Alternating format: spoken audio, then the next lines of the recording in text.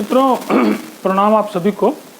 और वीडियो में ज़रूर थोड़ा गैप हो जा रहा है, हालांकि मैं सेवानिवृत्त हो गया हूं तो लगता है कि सेवानिवृत्त होने के बाद एक्टिविटी भी डाउन हो गई है, लेकिन अब प्रयास होगा कि लगातार वीडियो आए और मैं भी थोड़ा एक्टिव बना रहूं। तो ठीक है, उसी कड़ी में मैं सामाजिक कई बार बताया हूं चिंतन के रूप में एक वीडियो डालता हूं। मुख्य पर्पज़ यही कि समाज का कल्याण हो, मेरा अपना मानना है। ये आज का जो टॉपिक है इसलिए मैं इसको लिया हूँ विपरीत राजयोग को, कि बहुत बार ये भ्रांति है, लोग पूछते हैं कि मेरा तो ये ग्रह नीच का है, क्या बताऊँ, इसकी महादशा शुरू हो गई है, अब क्या होगा। तो बहुत सारे लोग उनको डरवा देते हैं और बहुत सारा उससे धन उगाही करते हैं, जो उनका पर्पज। लेकिन आपको अपनी कुंडली के बारे में थोड़ा जानना चाहिए, कुछ उसी तरह से कि भाई थोड़ी मोड़ी ला की नॉलेज अगर आपको पता है तो अपने खेती बाड़ी, अपने घर द्वार की आप रक्षा कर सकते हैं। तो उसी तरह आप अपनी कुंडली के बारे में, ठीक है बहुत बड़े एनालिस्ट आप नहीं हैं, लेकिन हाँ थोड़ी मोटी बातें जाननी चाहिए, मेरा अपना मानना है। अब आप देखिए, एक कुंडली मैंने ली है। ये शनि जो है, हर एक ग्रह की राशियों के बारे में मैंने चर्चा की है कि कुछ राशियां उनकी नीच की होती हैं और कुछ की उच्च की होती हैं। तो शनि जो है, अगर वहाँ पे 1 लिखा है तो शनि मेष राशि में नीच के होते हैं। और सूर्य जो हैं वो उच्च के होते हैं उसी राशि में, मंगल अपने घर के होते हैं। तो अलग अलग राशियों की जो विस्तृत चर्चा हमने कई बार की है कि कौन सी राशि कब उच्च की होगी और कब नीच की होगी, मैंने बताया है। आप पिछले वीडियोस में जाएंगे तो मिलेगा लिंक।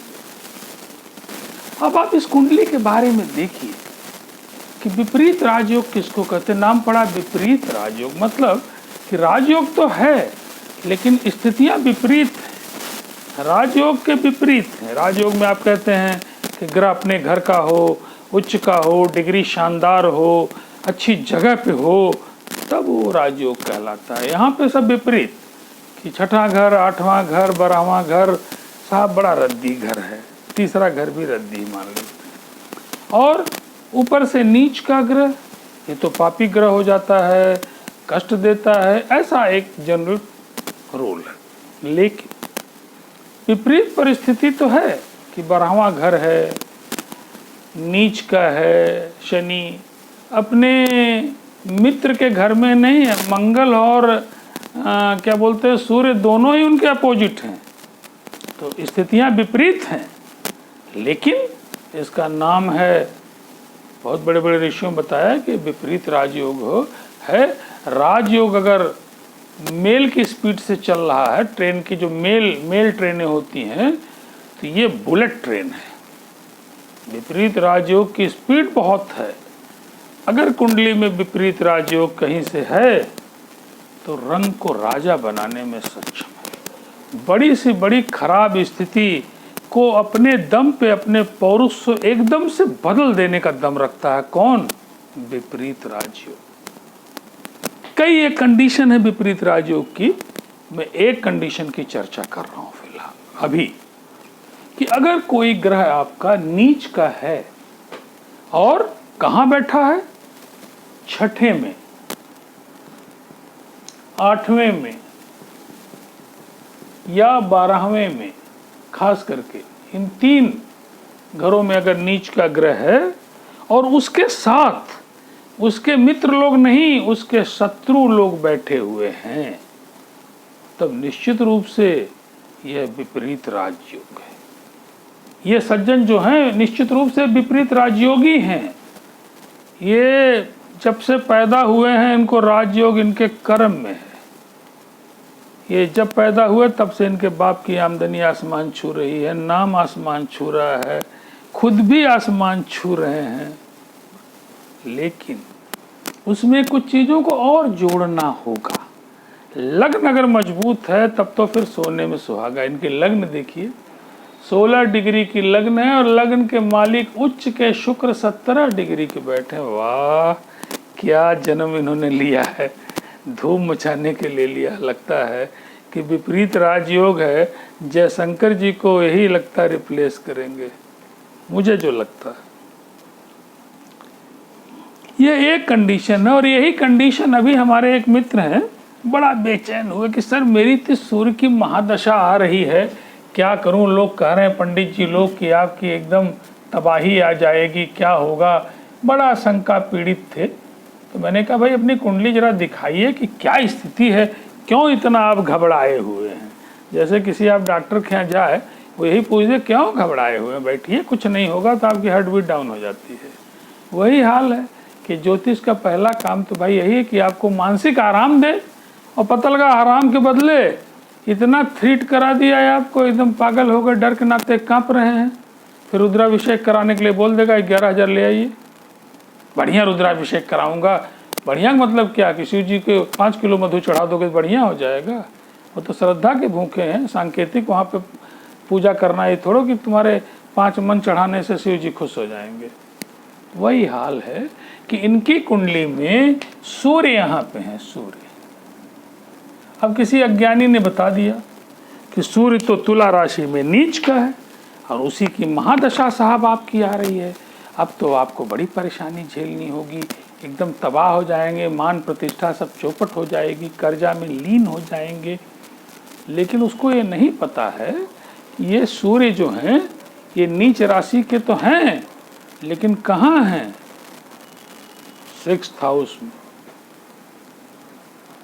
हैं। पापी आदमी शराब के दुकान पे और मौज लेता है, वही वाली हाल है कि नीच के तो हैं, तो नीच घर में आ गए तो मौज आ रहा है। इनको आप बढ़िया जगह लगाएंगे, सुगंधित जगह बैठाएंगे तो परेशान हो जाएंगे। तो ये विपरीत राजयोग, मैंने कहा चिंता मत करिए, अभी आपकी विपरीत राजयोग की दशा आई है, मान सम्मान आपका व्यापार सब आसमान न छुए तो चैलेंज है आपको। और सही में 1 महीने के अंदर तमाम उनका आनंद चल रहा है। आप कह रहे हैं हाँ सर आपने तो, हालांकि मैंने कोई फीस नहीं ली है उनसे, दे देते तो और अच्छा रहता, क्योंकि अगर नहीं दे रहे हैं, फलित ज्योतिष में अगर आप कुछ दे नहीं रहे हैं तो समझिए अपना नुकसान कर रहे हैं, उस आदमी का कम कर रहे हैं, अपना नुकसान कर रहे हैं। दूसरी एक कंडीशन ऐसी है, उस पर भी मैं चर्चा करूं, राजयोग की, विपरीत राजयोग की, कि अगर 6th हाउस का लॉर्ड मान लीजिए शुक्र जो है ये यहाँ बैठा हो और अपने अपोजिट घर में बैठा हुआ है, और यहाँ पे आपका गुरु बैठा है, ये सब भी एक विपरीत राजयोग है कि शुक्र के घर में कौन बैठा? गुरु बैठा है। गुरु के घर में कौन बैठा है? शुक्र बैठा है।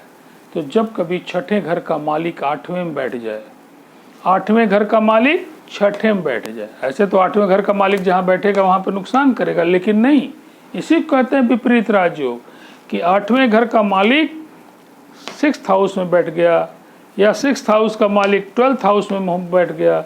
इन घरों के मालिक अगर आपस में बैठ गए तो ये भी एक क्या कहलाता है? विपरीत राजयोग। ये राजयोग दे के रहेगा, इसमें कहीं कोई शंका नहीं है ना। ये पराशर ऋषि, बड़े बड़े ऋषियों का कई कई हजार वर्ष का रिसर्च है। कुछ अज्ञानी जो नए रिसर्चर हैं वो बोलने लगते हैं कि आयुर्वेद, जैसे बोलते हैं ना कि आयुर्वेद में तो कोई रिसर्च होता नहीं, आप ये दवा खा रहे हैं इसका 50 साइड इफेक्ट होगा। अरे बेवकूफ़, ये जो भिंडी खाते हो, गोभी खाते हो, सब में केमिकल है, ऐसा नहीं हानिकारक केमिकल है। सबके नेचुरल प्रोडक्ट में केमिस्ट्री में जाओगे सब में कोई कंपाउंड है। हजारों वर्षों के अनुभव रिसर्च का फल है। तुम गोभी खाते हो, कहते हो बड़ा शानदार, कोई नुकसान नहीं कर रहा, कोई साइड इफेक्ट नहीं कर रहा है। ऐसे ही ये जो चीज़ें निकल के आई हैं, ये कोई एक दिन के लैब में जाके 2 ठो केमिकल हिला के कोई कंपाउंड बनने वाला नहीं है। मेगा साइंस है, हमेशा ध्यान रखिए। इस साइंस के पीछे दुनिया भर की साइंस मौजूद है। ऋषि मुनियों के बड़े बड़े गूढ़ विचार जो हिमालय की तराइयों में बैठ के जो चिंतन किए हैं, जो उनको मिला है प्रभु से, उनके अनुभव से मिला है, वो रिसर्च का ये सब फल है। और मैं भी आजकल तमाम बड़े लोगों की कुंडलियां, जिनको हम बड़े कहते हैं, पैसे से बड़े हैं, मान सम्मान बड़ा है, उनकी कुंडली को देखता हूँ तो लगता है यस ये सब सत्य है। क्यों? हर बड़े आदमी की कुंडली बड़ी है, कुछ एक्स्ट्रा तो है ही है, इसमें 2 राय नहीं है। आप अभी कलाम साहब किसी की भी कुंडली उठा के देखेंगे, कोई न कोई चीज़ अच्छी आएगी। तमाम ज्योतिष दिखाते हैं कि नरसिम्हा राव जी कुंडली है, ये इंदिरा जी कुंडली है, इनकी कुंडली है, तो जरूर it is a great science. It is not a साधारण साइंस नहीं है कुंडली आपकी, बहुत बड़ी साइंस। अब ये सवाल है कि उसको समझने के लिए कोई एक दिन का काम नहीं है ना। जैसे कोई डॉक्टर है, अनुभवी है, अरे साहब 2 मिनट में उसने देखा है और दवाई बता दी, 600 फीस ले लिया है।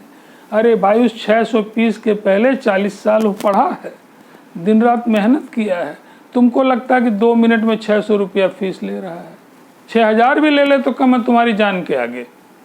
तो ऐसे ही इन कुंडली विश्लेषणों का आनंद मैं लेता हूँ। आजकल तो काफ़ी 4-6 कुंडली डेली ही है, लेकिन वही है कि मन अगर मेरा करता तभी मैं करूँगा विश्लेषण। क्यों कि कहीं न कहीं उस विश्लेषण के पीछे जो मैं दृष्टि देखता हूँ उसमें मेरे मन का भी योगदान है। पता लगा मन अच्छा नहीं है, मैं डिप्रेस खुद ही हूँ, तो हो सकता है कोई दृष्टि मेरी भूल जाए, कोई चीज़ दिमाग में नहीं आए। और प्रभु से मनाता भी हूँ कि जो मैं विश्लेषण कर रहा हूँ मेरी बातें सत्य हों, क्योंकि अगर सत्य नहीं होगी तो फिर you can not trust me, मेरे ऊपर कोई ट्रस्ट आप नहीं करेंगे। तो ये रहा विपरीत राजयोग का आनंद। अगर आपकी कुंडली में विपरीत राजयोग बन रहा है और आपको समझ में नहीं आ रहा है, और ख़ास करके तो आप ज़रूर मुझसे मिलिए। विपरीत राजयोग के बाद भी अगर आपको राजयोग का फल नहीं मिल रहा है तो निश्चित रूप से जानिए कि आपकी लग्न कमज़ोर है। क्योंकि लग्नेश तो किसी, जैसे क्रिकेट टीम में कैप्टन शानदार है तो टीम शानदार है, ठीक, हर प्लेयर का अपना योगदान है। लेकिन अगर कैप्टन चौपट है, थमाना अधिकार तो उसी को, थमाना बाल किसी को थमा दिया, बेवकूफ़ को, पता लगा मैच को डुबा डाला। ऐसे ही लग्नेश की कीमत है। अगर लग्न और लग्नेश कमज़ोर हैं, बहुत पीड़ित हैं, तो निश्चित रूप से बड़े बड़े राजयोग भी अपना पूरा फल नहीं दे पाएंगे, है ना। देंगे, बहुत कम देंगे, उसी रेशियो में वो कम होता जाएगा। और अगर आपकी कुंडली में कई एक विपरीत राजयोग हैं तो आप जान सकते हैं, इट इज अलजेब्रिक सम है कि अगर कई राजयोग हैं विपरीत तो फिर धूम है आपकी, और ज़्यादा धूम है। इसीलिए किसी किसी कुंडली में जब कई राजयोग विपरीत राजयोग आते हैं तो लिख के आता है एक्सीलेंस राजयोग। तो मेरे पास ऐसे भी लोग हैं जो एक्सीलेंस राजयोगी हैं, जो कभी सीजन में रोज़ घेवर खा रहे हैं। ठीक है, बहुत बहुत आशीर्वाद है आप सभी लोगों को, नमस्कार है। और मुझसे मिलिए और मेरे मेल का यूज करिए। मेल पे भी लिख सकते हैं, व्हाट्सएप नंबर मैंने कई बार बताया है, नंबर तो फिर से मैं फ्लोट कर रहा हूँ, 9412012236। सबसे आसान मुझे होता, मेल भी देखना नहीं, मैं सबसे अच्छा पसंद करता हूँ इसी को। This is my WhatsApp number 9412012236। इस पे डेट प्लेस टाइम आप डालें, कोई भी समस्या हो और आपको लगता है कि ये क्यों नहीं हो पा रहा, तो बिल्कुल मैं इसका उत्तर देने के लिए एकदम अपनी नॉलेज की फुल इस्तेमाल के साथ तैयार हमेशा रहता हूँ। Thank you.